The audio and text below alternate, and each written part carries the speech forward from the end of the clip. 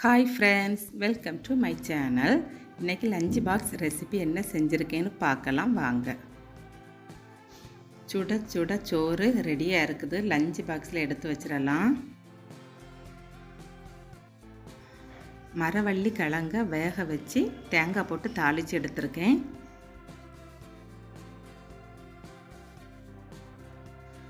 சூரை மீனை குழம்பு வச்சு எடுத்திருக்கேன்.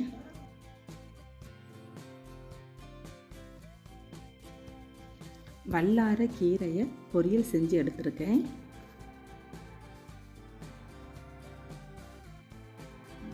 இது வாழைப்பூ கூட்டு.